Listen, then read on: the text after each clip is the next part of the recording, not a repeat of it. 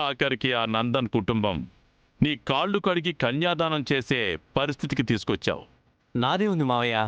ఆలోచన నీది, ఆచరణ నాది. ఎరగదీసే ప్లాన్ నీది, ఇంప్లిమెంటేషన్ నాది. నువ్వే నా మేనలుడు అని, నేను గురి చూసి విసిరే ఆయుధం నువ్వే అని పాపం ఎవ్వరికీ తెలియదు. అందుకే మనం వేసిన వలలో ఓ నందన్ ఫ్యామిలీ మొత్తం ఒకేసారి చిక్కుకున్నారు. నువ్వు ప్లాన్ చేస్తే తిరిగే ఉంది మావయ్య. వాళ్ళ కథలే తారుమారైపోవాలి. జరిగేవన్నీ తలుచుకుంటూ ఉంటే భలే నవ్వొస్తుందిరా. నేను మిత్ర బర్త్డేకి వాడి ఇంటికెళ్ళి మరీ వార్నింగ్ ఇస్తే బర్త్డే రోజే ఎగ్జాక్ట్గా నేనెందుకు వెళ్ళానో వాళ్ళకి అర్థం కాలేదు. ఆ ఇన్ఫర్మేషన్ నువ్విచ్చావని వాళ్ళు ఎప్పటికీ ఊహించలేరు.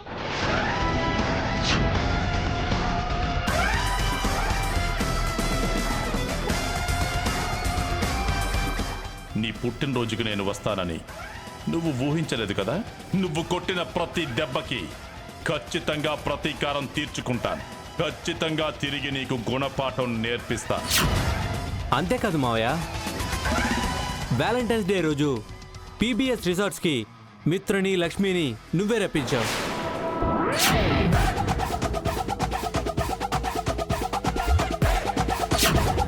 ఆ ఇన్ఫర్మేషన్ ఇవ్వగానే అదే రిసార్ట్కి సంజనాన్ని తీసుకొని నేను వెళ్ళాను. అక్కడే వాళ్ళ అన్నకి, వదినికి మేం కనబడిపోతే మా ప్రేమ విషయం తెలిసిపోయి వెంటనే పెళ్లి వరకు తీసుకెళ్ళిపోతారనుకున్నాను. కానీ మధ్యలో లక్ష్మి అడ్డొచ్చి మమ్మల్ని డైవర్ట్ చేసి పంపించేసింది. భారత్ టౌన్షిప్ ప్రజెంటేషన్ టైంలో వాళ్ళ ప్రజెంటేషన్ని నేను కాపీ కొట్టి చెప్పేసరికి వాళ్ళు షాక్ అయిపోయారు. కానీ అది నువ్వే వాళ్ళ దగ్గర నుంచి దొంగతనం చేసి నాకిచ్చావని వాళ్ళు ఈ జన్మలో కనిపెట్టలేరు.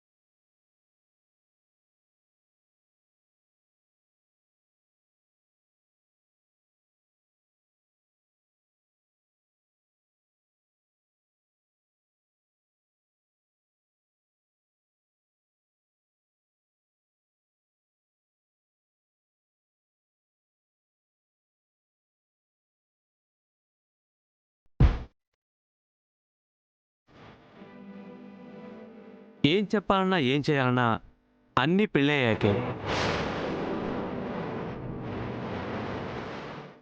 మరీ అంత మొహమాటం అయితే ఎలా బాబు? అందరితోనూ కలవాలంటే మాట కూడా కలపాలి కదా. నేను ఏంటో ఎలా ఉంటానో పెళ్ళయ్యాక మీ అందరికీ తెలుస్తుంది.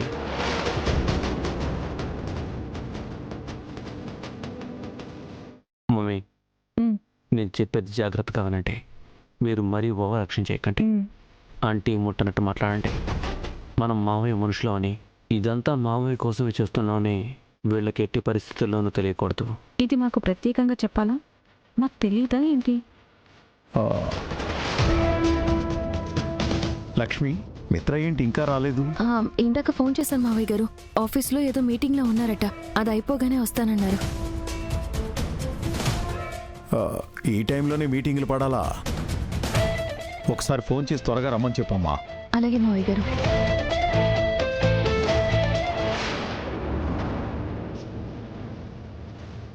సార్, ప్రజెంటేషన్ జరిగిన ప్లేస్లో సీసీటీవీ ఫుటేజ్ కావాలన్నారు కదా, ఇదిగోండి ఈ పెన్డ్రైవ్లో ఉంది. Thank you.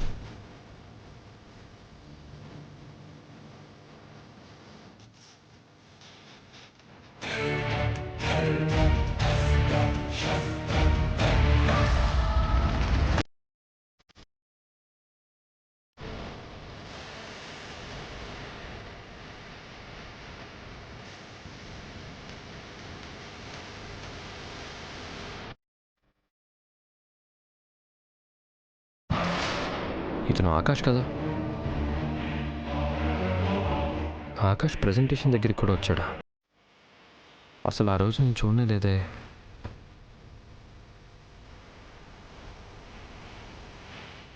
ఆ ఫైల్ ఆకాష్ ఎందుకు తీసుకున్నాడు? అసలు ఆకాష్కి ఈ ఫైల్తో ఏం పని ఉంటుంది?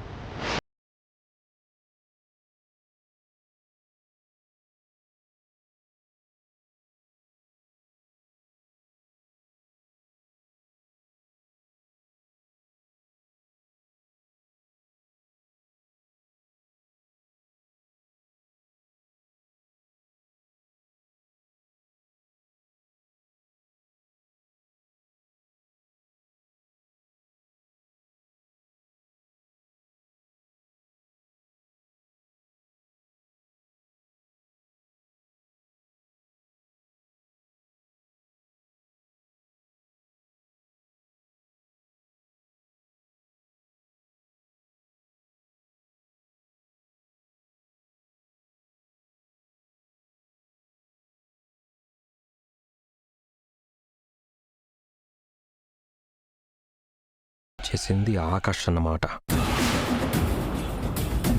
అంటే ఆకాష్ ఆ ప్రవీణ్ మిట్టల్ గాడి మనిషా? వాడికి వీడికి ఏంటి సంబంధం? Akash Praveen మిట్టల్కి presentation అందించుంటాడా?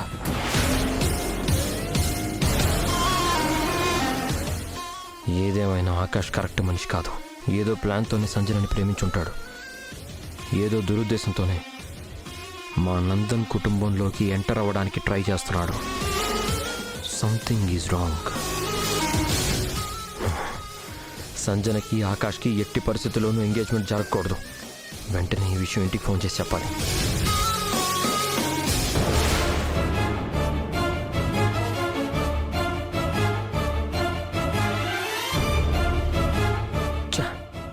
Switch off అయిపోయిందేంటి?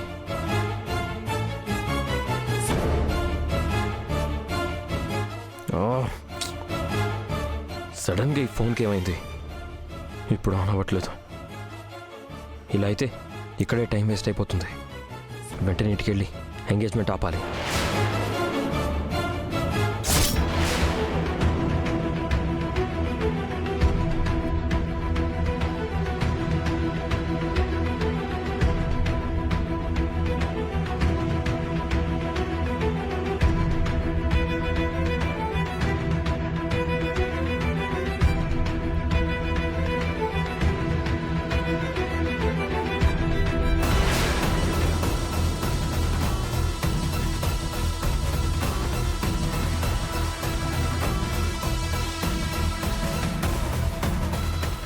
అయిపోయింది మనీషా, అంతా అయిపోయింది. ఈ తలకు మాసిన వాడిని నా కూతురికిచ్చి పెళ్లి చేయాల్సి వస్తుంది. కోటీశ్వరుడికి పెద్ద బిజినెస్ మ్యాన్కి ఇచ్చి చెయ్యాలనుకున్నాను, కానీ ఇప్పుడు ఈ నెల జీతగాడి చేతిలో పెట్టాల్సి వస్తుంది. బాధపడకండి ఆంటీ. ఆపే అవకాశం వస్తుందేమో అనుకున్నాం కానీ రాలేదు. ఏం చేద్దాం? అయినా డోంట్ వరీ, పెళ్ళికి ఇంకా టైం ఉంది కదా. ఈలోపు ఏదో ఒక ప్లాన్ చేద్దాం. Don't worry. సంజన, ఈ ఎంగేజ్మెంట్ అయిపోతే అది త్వరలో పెళ్లి కూడా అయిపోతుంది. అది అవ్వగానే నిన్ను టార్చర్ పెడుతూ నీ ఇంట్లో వాళ్ళ చేత కన్నీరు పెట్టిస్తాను. ఒక్కొక్క కన్నీరు పొట్టు లెక్క పెట్టుకోవడానికి ఏదో చూస్తూ ఉండు. ఓం ధ్రువం తే రాజా వరుణో ధ్రువం దేవో బృహస్పతి ధ్రువం తేంద్రశ్చాగ్నిశ్చరాష్ట్రం ధారయతాం ధ్రువం నిశ్చితార్థముహూర్తస్సు ముహూర్తోస్తు.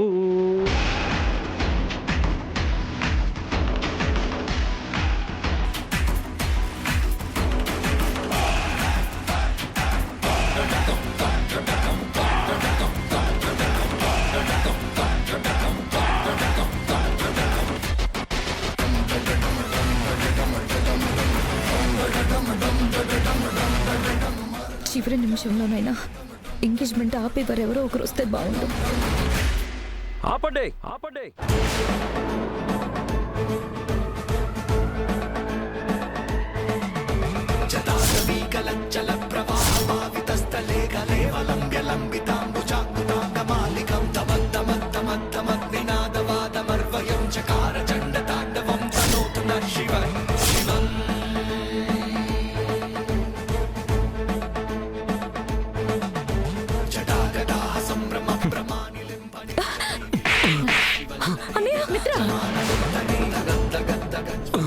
మిత్ర, అరే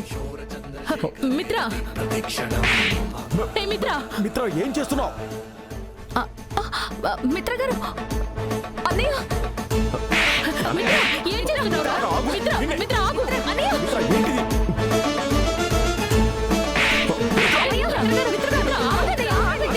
మిత్ర గారు, అసలు ఏం చేస్తున్నావు? డాడ్, వీడొక ఫ్రాడ్, చీటర్. ఏం మాట్లాడుతున్నావు మిత్ర? అవును డాడ్, మన కంపెనీ మీద కన్నేశాడు. మనల్ని కూలదోయడానికి, మన మీద పగ తీర్చుకోవడానికి ఏదో ప్లాన్తోనే సంజనకి దగ్గరయ్యాడు.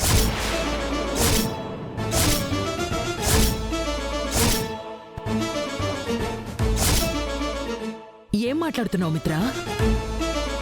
మన మీద పగ తీర్చుకోవాల్సిన అవసరం ఆకాష్కే ఉంది. వీడెవడో కాదు మోమ్, ఆ ప్రవీణ్ మిట్టల్ మనిషి.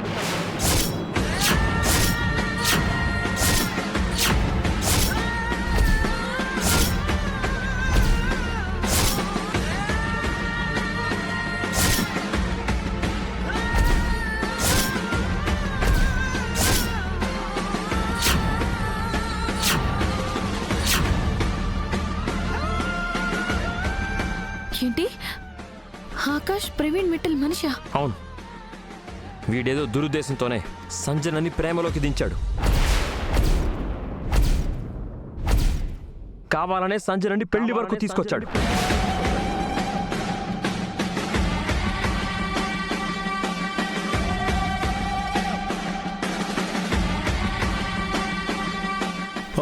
అసలు ఇదంతా నీకెలా తెలిసింది మిత్ర? Bharat township project presentation leak అవ్వడానికి కారణం ఎవరో కాదు డాడ్, వీడే.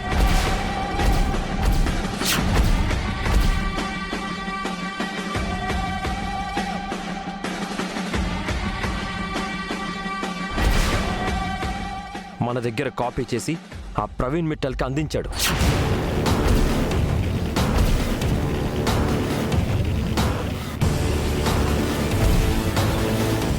సీసీటీవీ ఫుటేజ్లో మొత్తం బయటపడింది.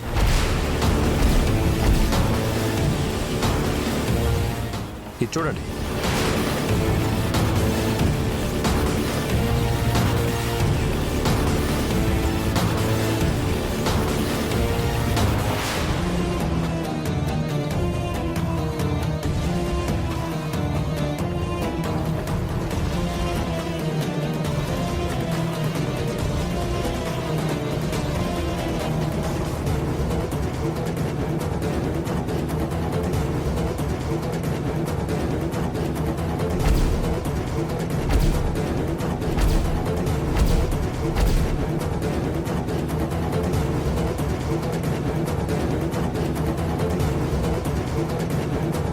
ఏంట్రా ఏం మాట్లాడట్లేదు. నిజాలు తెలిసిపోయేసరికి నోరు పడిపోయిందా? నీ స్వరూపం బయటపడేసరికి భయం వేస్తుందా? అసలు ఎవ్వడరా నువ్వు? నీకు ప్రవీణ్ మిట్టల్కి ఏంటి సంబంధం? చెప్పరా, చెప్పు. నీ ముందు నోరు మూసుకొని కూర్చోడానికి, నువ్వు నోరెత్తగానే భయపడ్డానికి నేనేమన్నా మామూలు మనిషిని అనుకున్నావరా? ప్రవీణ్ మిట్టల్ మేనల్లుండి.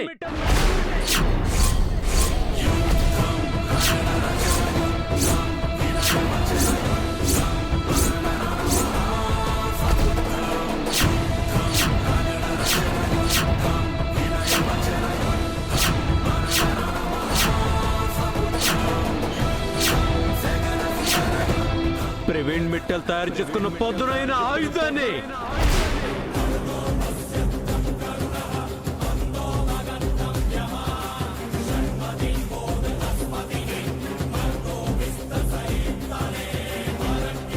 మా మావయ్య కోసం, మా మావయ్య పగ కోసం ఎంతవరకైనా దూసుకు వెళ్లే బాణాన్నిరా.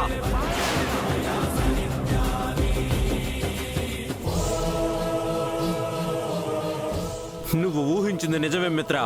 మీ మీద పగ తీర్చుకోవడానికే సంజనాకి దగ్గరయ్యాను. కావాలనే సంజనాని ప్రేమలోకి దించాను.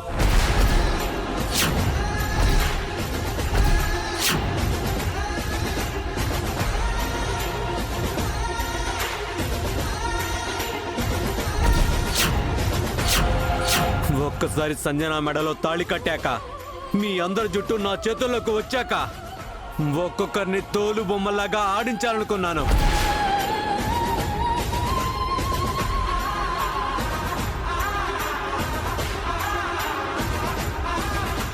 కానీ ఇంతలోనే సీసీటీవీ ఫుటేజ్లో దొరికిపోతానని అస్సలు అనుకోలేదు.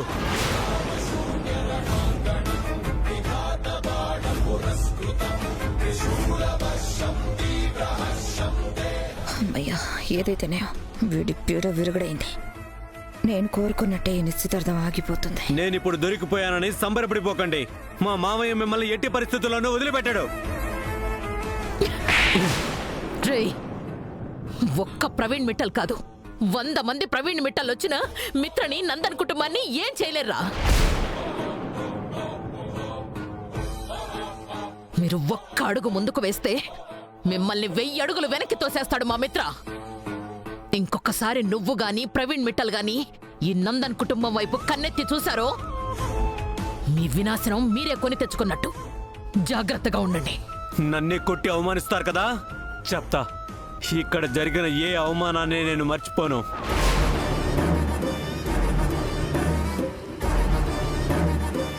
ప్రతిదీ గుర్తుపెట్టుకుంటాను. మీ అందరి అంతు తేలుస్తాను. రైట్, నోర్మోయ్. ఇంకొక మాట మాట్లాడితే నిన్నిక్కడికిక్కడే అడ్డంగా నరికేస్తాను. ఏమనుకుంటున్నావు?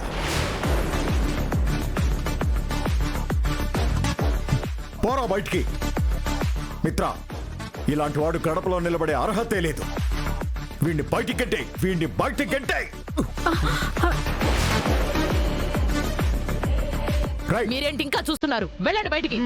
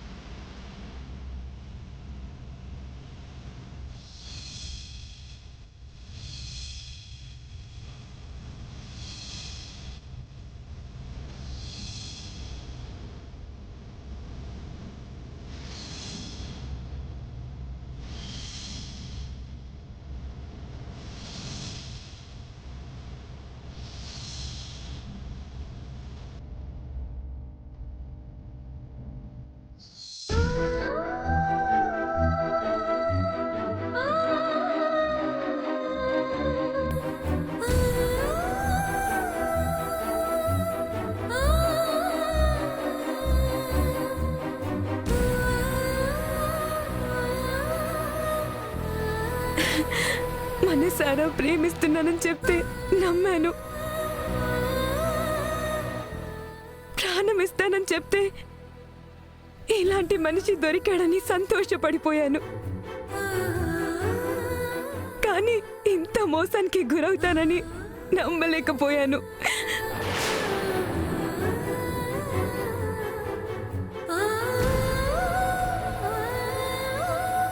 ఏడవడం ఎందుకే? ప్రేమ ప్రేమ అని పడిచచ్చావు కదా, దానికి ప్రతిఫలం దక్కిందని సంతోషపడు.